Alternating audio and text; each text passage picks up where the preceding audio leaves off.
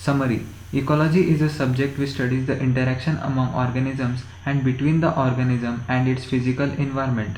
Ecology is basically concerned with four levels: organisms, population, communities, and biomes.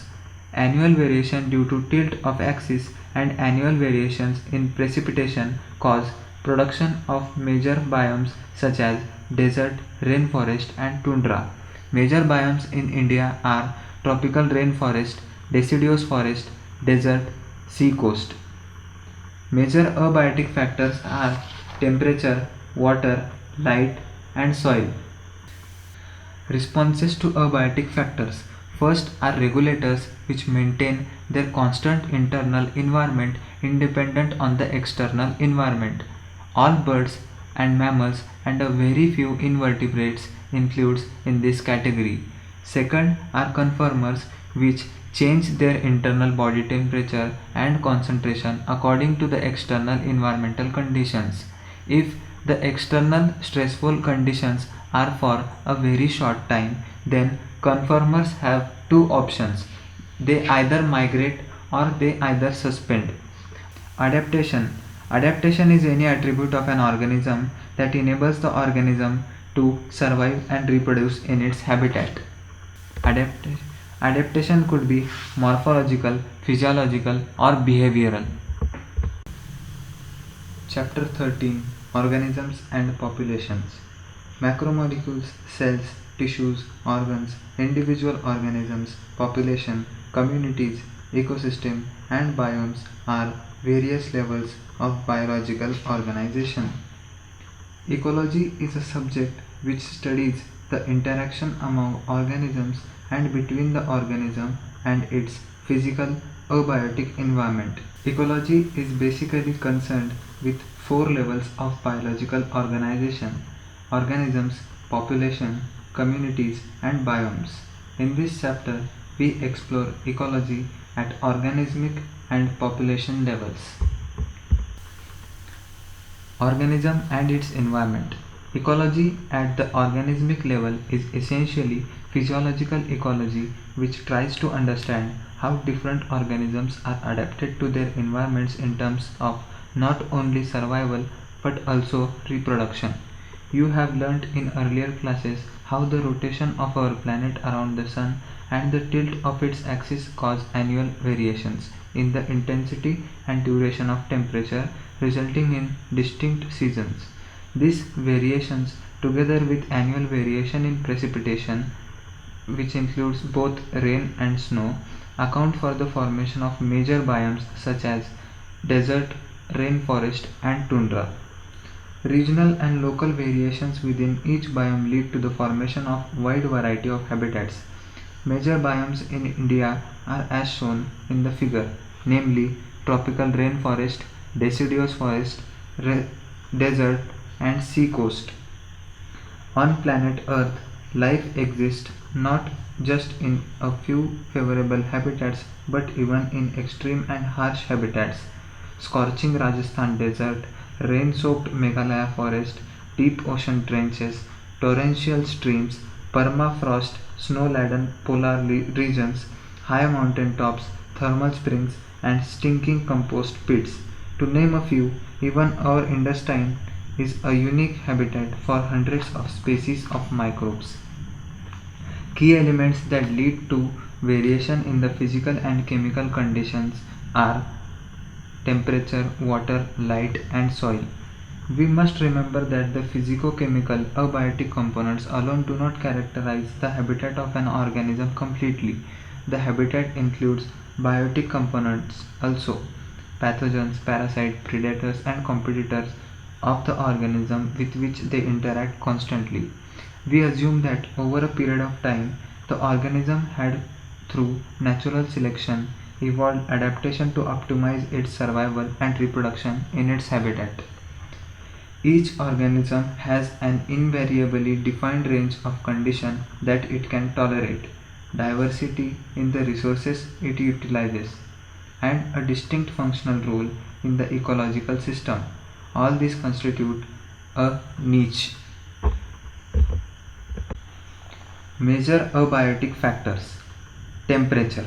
Temperature is the most important ecologically relevant environmental factor.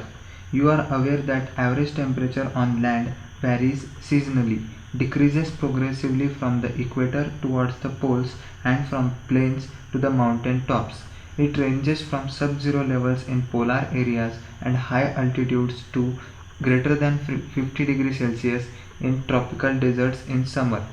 There are, however, unique habitats such as thermal springs and deep sea hydrothermal vents where average temperature exceed 100 degrees Celsius. It is general knowledge that mango trees do not and cannot grow in temperate countries like Canada and Germany. Snow leopards are not found in Kerala forests, and tuna fish are rarely caught beyond tropical latitudes in the ocean. You can appreciate the significance of temperature to living organisms when you realize that it affects the kinetics of enzymes and through it the metabolic activity and other physiological functions of the organism. A few organisms can tolerate and thrive a wide range of temperature. They are called eurythermal, but a vast variety of them are restricted to a narrow range of temperature. Such organisms are called stenothermal. The levels of thermal tolerance of different species determine to a large extent their geographical distribution. In recent years, there has been growing concern about the gradually increasing average global temperature. Second factor, water. Water is another the most important factor influencing the life of organisms. In fact, life on earth originated in water and is unsustainable without water. Its availability is so limited in deserts that only special adaptations makes it possible for organisms to live there. The productivity and distribution of plants is also heavily dependent on water. You might think that organisms living in oceans, lakes, and rivers should not face any water related problems, but it is not true. For aquatic organisms, the quality of water becomes important. The salt concentration measured in salinity in parts per thousand is less than 5 in inland waters, 30 to 35 in sea, and greater than 100 in hypersaline lagoons. Some organisms are tolerant of a wide range of salinities, euryhaline, but some are restricted to narrow range. They are known as stenohaline. Many freshwater animals cannot live for long in seawater and vice versa because of the osmotic problems they would face. Third abiotic factor is light. Since plants produce foods through photosynthesis, a process which is only possible when sunlight is available as a source of energy, we can quickly understand the importance of light for living organisms, particularly autotrophs. Many species of small plants, herbs and shrubs growing in forests are adapted to photosynthesize optimally under very low light conditions because they are constantly overshadowed by tall canopied trees. Many plants are also dependent on sunlight to meet their photoperiodic requirement for flowering.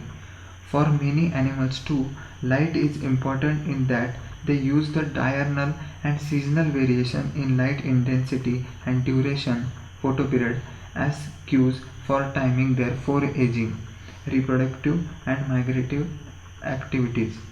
The availability of light on land is closely linked with that of temperature since the sun is the source for both.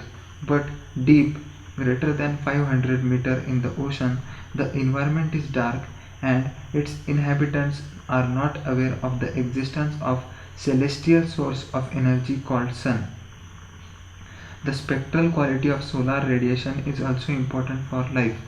The UV component of the spectrum is harmful to many organisms, while not all the color components of the visible spectrum are available for marine plants living at different depths of ocean. Fourth abiotic factor is soil. The soil and the properties of soil in different places vary.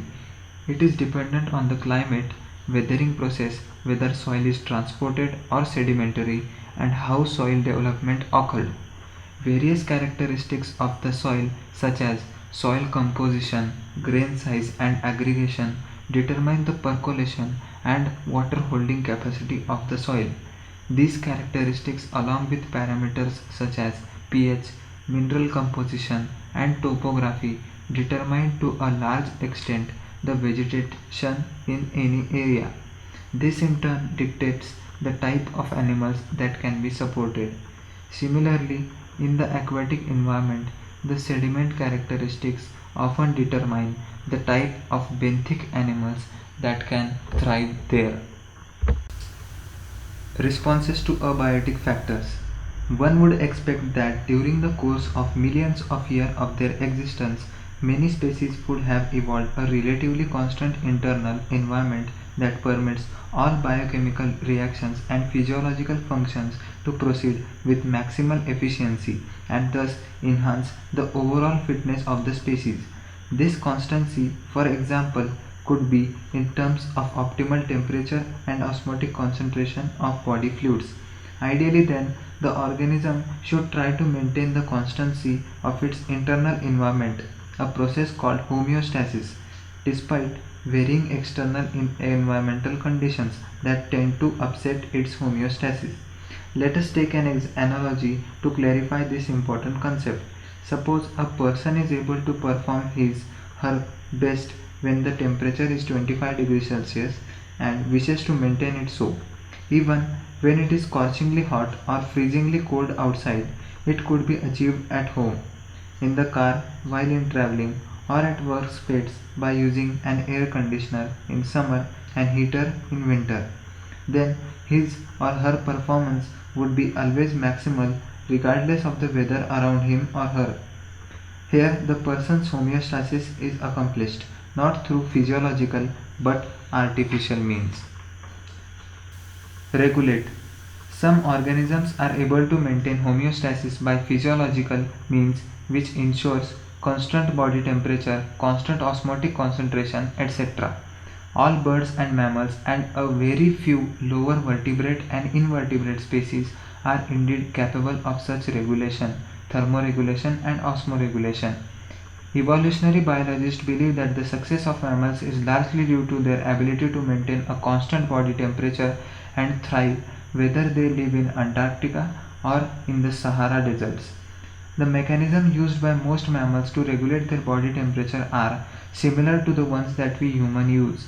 We maintain a constant body temperature of 37 degrees Celsius. In summer, when outside temperature is more than our body temperature, we sweat profusely.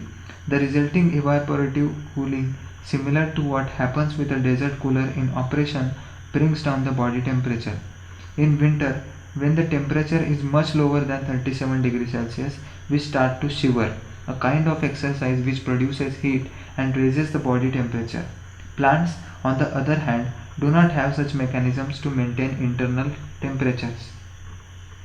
Second, confirm. An overwhelming majority, 99% of animals and nearly all plants cannot maintain a constant internal environment. Their body temperature changes with the ambient temperature. In aquatic animals, the osmotic concentration of the body fluids change with that of ambient water osmotic concentration. These animals and plants are simply conformers. Considering the benefits of a constant internal environment to the organism, we must ask why these conformers had not evolved to become regulators. Recall the human analogy we used above. Much as they like, how many people can really afford an air conditioner? Many simply sweat it out and resign themselves to suboptimal performance in hot summer months. Thermoregulation is energetically expensive for many organisms. This is particularly true for small animals like shrews and hummingbirds. Heat loss or heat gain is a function of surface area. Since small animals have a larger area relative to their volume, they tend to lose body heat very fast when it is cold outside. Then they have to expend much energy to generate body heat through metabolism. This is the main reason why very small animals are rarely found in polar regions. During the course of evolution, the costs and benefit of maintaining constant internal environment are taken into consideration. Some species have evolved the ability to regulate, but only over a limited range of environmental conditions, beyond which they simply conform. If the stressful conditions are localized or remain only for a short duration, the organism has two other alternatives for survival. Third property, migrate. The organism can move away temporarily from the stressful habitat to a more hospitable area and return when stressful period is over.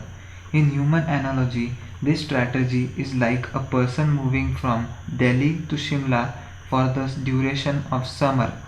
Many animals, particularly birds, during winter undertake long distance migration to more hospitable areas.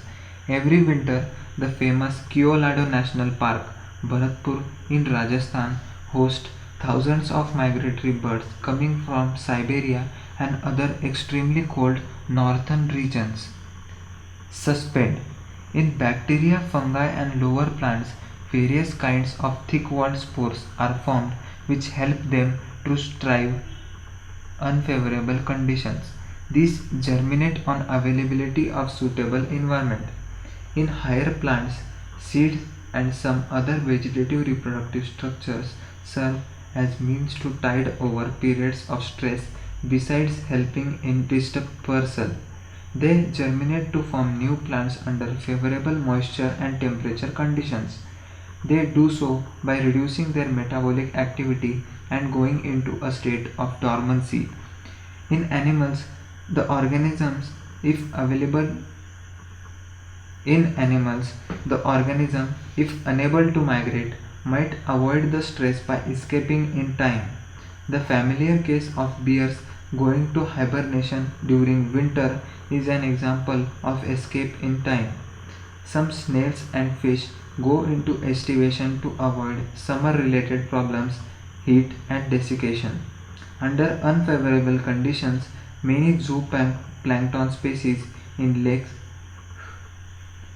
Under unfavorable conditions, many zooplankton species in lakes and ponds are known to enter diapause, a stage of suspended development.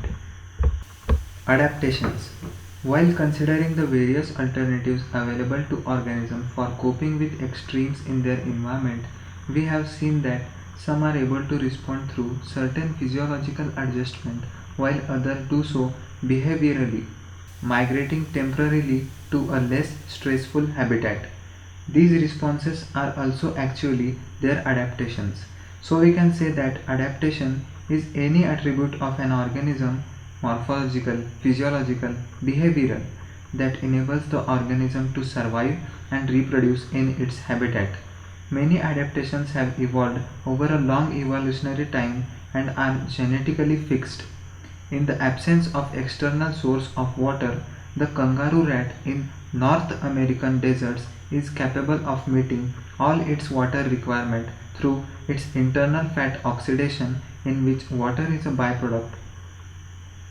It also has the ability to concentrate its urine so that minimal volume of water is used to remove excretory products. Many desert plants have a thick cuticle on their leaf surfaces and have their stomata arranged in deep pits, that is sunken, to minimize water loss through transpiration. Desert plants also have a special photosynthetic pathway, CAM, that enables their stomata to remain closed during daytime. Some desert plants like Opuntia have no leaves, they are reduced to spines, and the photosynthetic function is taken over by the flattened stems. Mammals from colder climates generally have shorter ears and limbs to minimize heat loss. This is called the Allen's rule. In the polar seas, aquatic mammals like seals have a thick layer of fat blubber below their skin that acts as an insulator and reduces loss of body heat. Some organisms possess adaptations that are physiological, which allow them to respond quickly to a stressful situation. If you had ever been to any high altitude place, example greater than 3500 meter, Rohtang Pass near Manali and Leh, you must have experienced what is called altitude sickness. Its symptoms include nausea, fatigue, and heart palpitations. This is because in the low atmospheric pressure of high altitudes, the body does not get enough oxygen. But gradually you get acclimatized and stop experiencing altitude sickness. How did your body solve this problem? The body compensates low oxygen availability by increasing RBC production, decreasing binding affinity of hemoglobin, and by increasing breathing rate. In most animals, the metabolic relations and hence all the physiological functions proceed optimally in a narrow temperature range. In humans, it is 37 degrees Celsius. But there are microbes, archaebacteria, that flourish in hot springs and deep sea hydrothermal vents where temperature far exceed 100 degrees Celsius. How is this possible? It is possible because they have a protein which does not melt at high temperature. Many fish thrive in Antarctic water where the temperature is always below zero. How do they manage to prevent their body fluids from freezing? Because they have an antifreeze protein. A large variety of marine invertebrates and fish live at great depths in the ocean where the pressure could be greater than 100 times the normal atmospheric pressure that we experience. Organisms living in such extreme environment show a fascinating array of biochemical adaptations. Some organisms show behavioral responses to cope up with variations in their environment. Desert lizards lack the physiological ability that mammals have to deal with the high temperature of their habitat, but manage to keep their body temperature fairly constant by behavioral means. Desert lizards bask in the sun and absorb heat when their body temperature drops below the comfort zone, but move into shade when the ambient temperature starts increasing. Some species are capable of burrowing into the soil to hide and escape from the above ground heat.